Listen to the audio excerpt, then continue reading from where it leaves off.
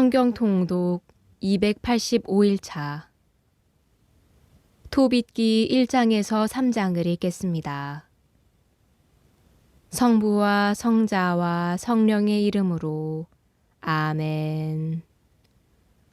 하늘에 계신 우리 아버지, 아버지의 이름이 거룩히 빛나시며 아버지의 나라가 오시며 아버지의 뜻이 하늘에서와 같이 땅에서도 이루어지소서.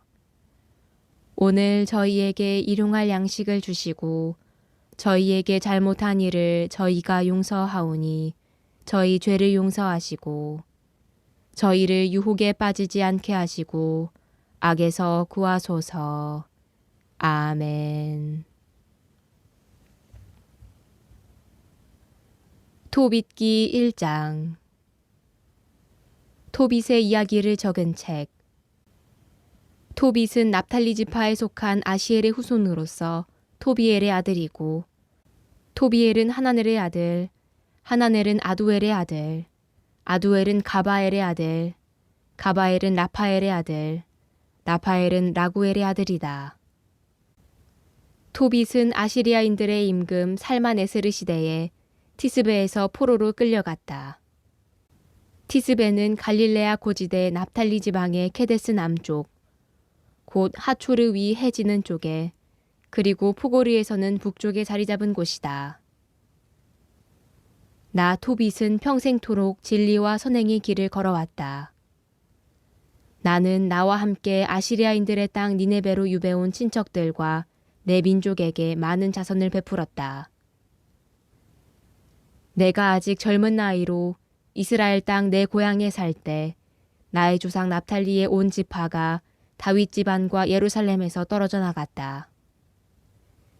예루살렘은 이스라엘 모든 지파의 성읍 가운데에서 선택되어 이스라엘의 모든 지파가 제물을 바치는 곳이다. 거기에는 하느님의 거처로 봉헌된 성전이 모든 세대를 위하여 영원히 세워져 있었다.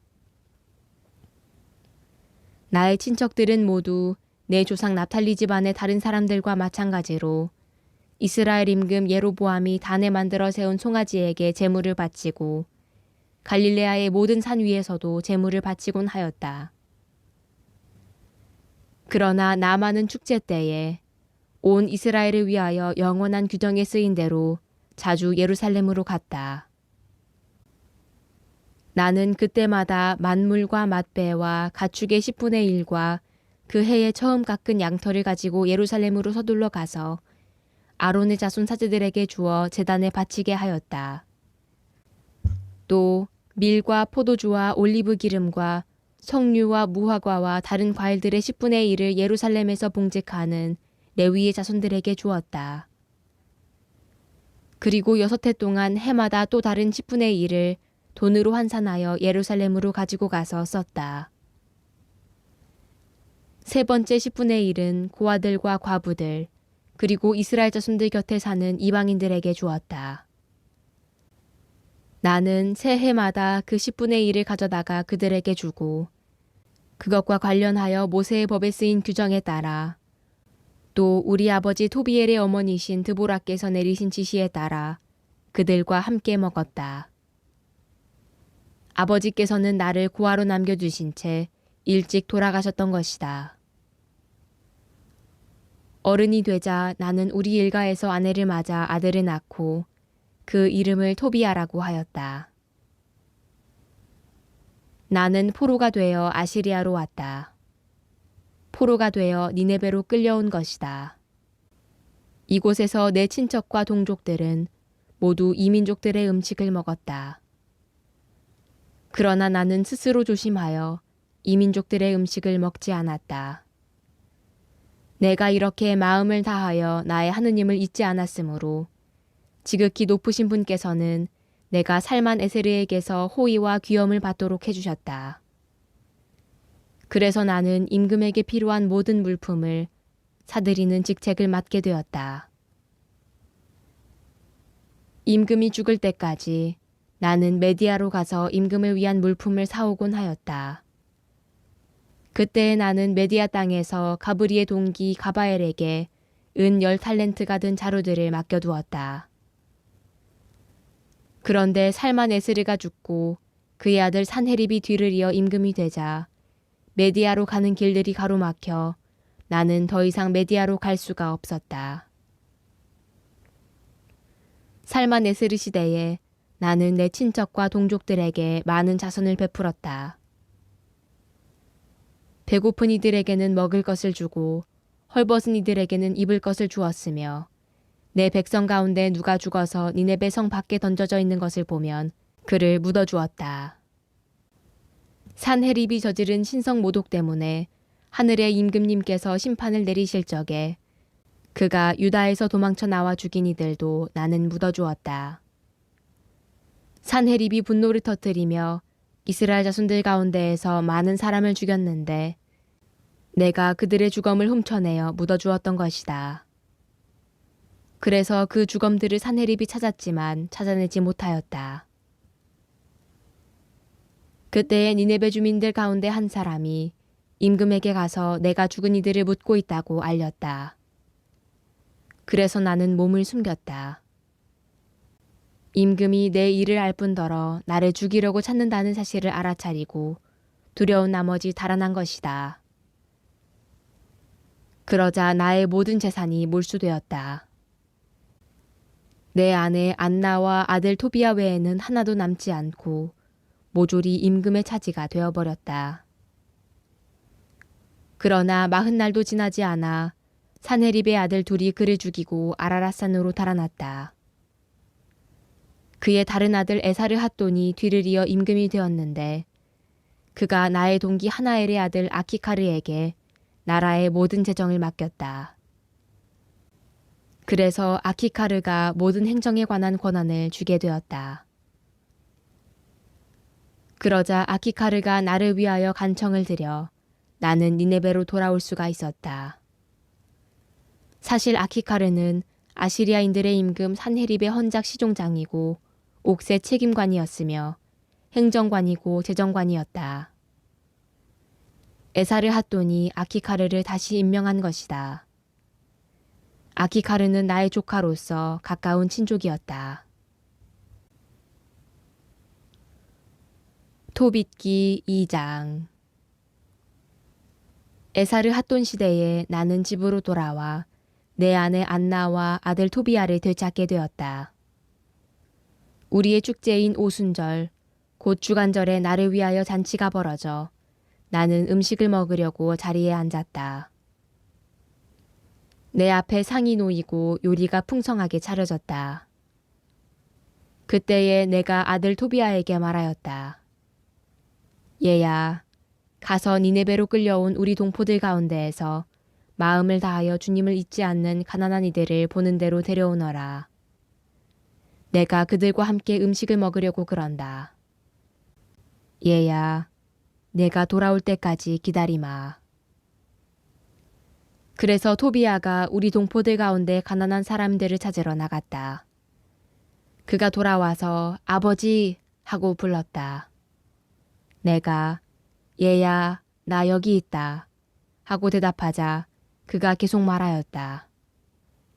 아버지, 누가 우리 백성 가운데 한 사람을 살해하여 장터에 던져버렸습니다. 목 졸려 죽은 채 지금도 그대로 있습니다.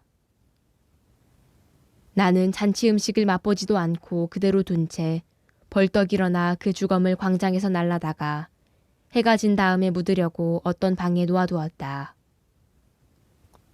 그런 다음 집에 돌아와서 몸을 씻고 슬픔에 쌓인 채 음식을 먹었다. 그때 아모스 예언자가 베텔을 두고 한 말씀이 생각났다. 너희의 축제들은 슬픔으로 너희의 모든 노래는 애가로 바뀌리라. 나는 울었다. 그리고 해가 진 다음에 나가서 땅을 파고 그를 묻어주었다. 이웃들은 나를 비웃으며 이렇게 말하였다. 저 사람이 이제는 두렵지가 않은 모양이지. 전에도 저런 일 때문에 사형감으로 수배되어 달아난 적이 있는데 또 저렇게 죽은 이들을 묻는구먼. 그날 밤 나는 몸을 씻고 내 집 마당에 들어가 담 옆에서 잠을 잤는데 무더워서 얼굴을 가리지 않았다. 내 머리 위 담에 참새들이 있다는 것을 나는 알지 못하였다. 그때의 뜨거운 참새똥이 내 두 눈에 떨어지더니 하얀 막이 생기는 것이었다. 그래서 치료를 받으려고 여러 의사에게 가보았지만 그들이 약을 바르면 바를수록 그 하얀 막 때문에 눈이 더 멀어졌다. 그러더니 마침내는 아주 멀어버렸다. 나는 4해 동안 시력을 잃은 채 지냈다. 내 친척들이 모두 나 때문에 슬퍼하고 아키카르는 엘리마이스로 갈 때까지 나를 2해 동안 돌보아 주었다. 그때 내 아내 안나는 여자들이 하는 일에 품을 팔았다. 아내가 물건을 만들어 주인들에게 보내면 주인들이 품삯을 주곤 하였다. 디스트로스 달 초 1의 날에 아내는 자기가 짜던 옷감을 잘라서 주인들에게 보냈다. 그러자 그들은 품삯을 다 줄 뿐만 아니라 집에서 쓰라고 새끼 염소 1마리도 주었다. 내가 있는 곳으로 아내가 들어올 때에 그 새끼 염소가 울기 시작하였다. 그래서 내가 아내를 불러 말하였다. 그 새끼 염소는 어디서 난 거요? 혹시 훔친 것 아니오? 주인들에게 돌려주시오. 우리에게는 훔친 것을 먹을 권리가 없소. 아내가 나에게 이것은 품삯 외에 선물로 받은 것이에요. 하고 말하였지만 나는 아내를 믿지 못하여 그 새끼 염소를 주인들에게 돌려주라고 다시 말하면서 그 일로 아내에게 얼굴을 붉혔다. 그러자 아내가 말하였다. 당신의 그 자선들로 얻은 게 뭐죠? 당신의 그 선행들로 얻은 게 뭐죠? 그것으로 당신이 무엇을 얻었는지 다들 알고 있어요.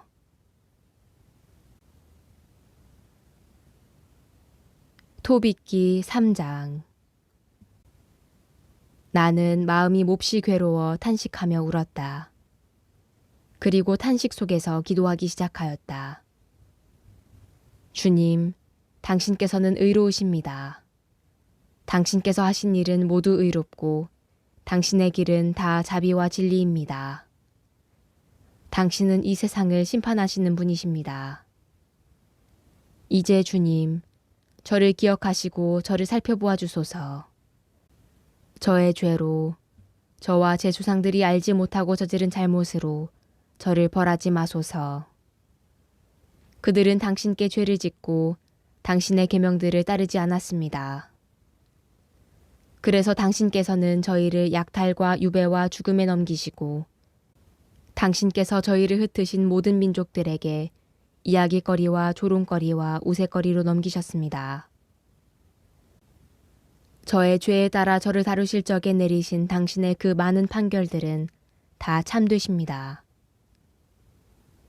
저희는 당신의 계명들을 지키지 않고 당신 앞에서 참되게 걷지 않았습니다.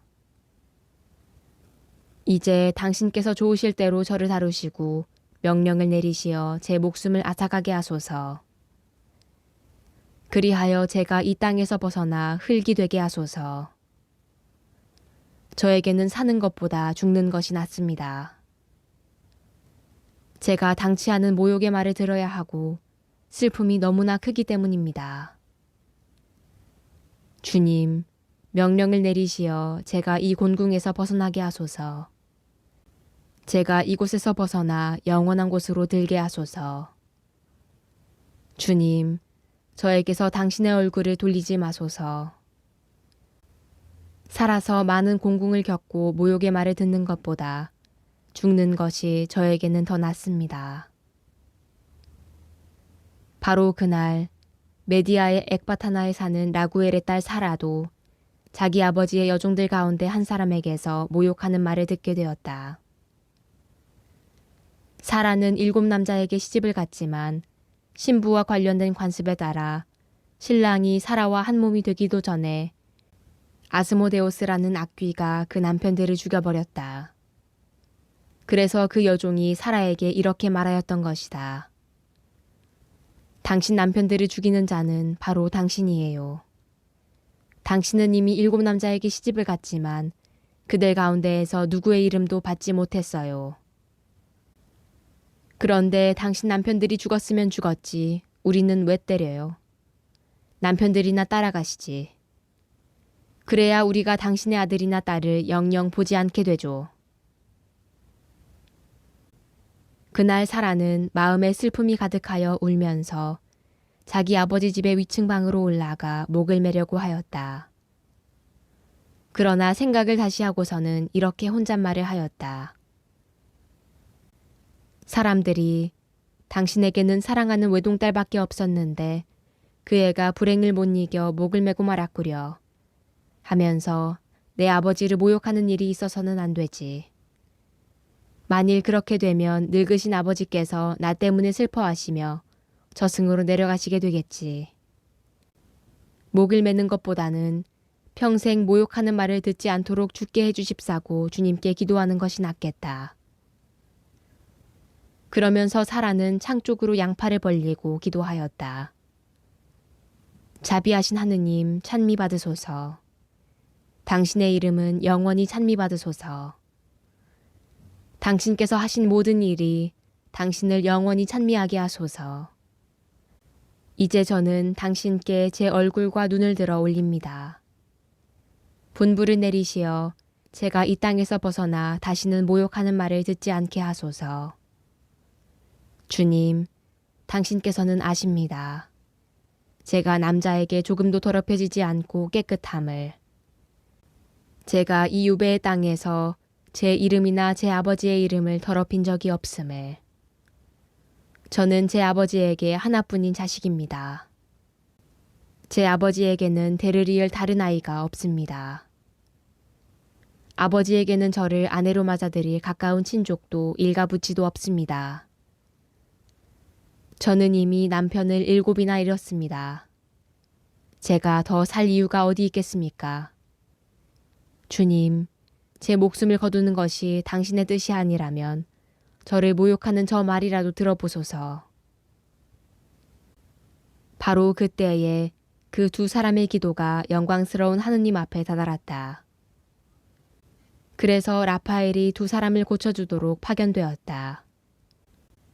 곧 토빗에게는 그의 눈에서 하얀 막을 벗겨 그 눈으로 하느님의 빛을 보게 해주는 것이고 라구엘의 딸 사라에게는 토빗의 아들 토비아의 아내가 되게 해주고 또 아스모데오스라는 악귀를 내쫓아주는 것이었다. 사라를 아내로 맞아들이고 싶어하는 그 누구보다도 토비아가 사라를 차지할 자격을 갖추고 있었던 것이다. 바로 그때에 토빗이 마당에서 집으로 들어가고 라구엘의 딸 사라도 위층 방에서 내려갔다. 영광이 성부와 성자와 성령께 처음과 같이 이제와 항상 영원히 아멘. 성부와 성자와 성령의 이름으로 아멘.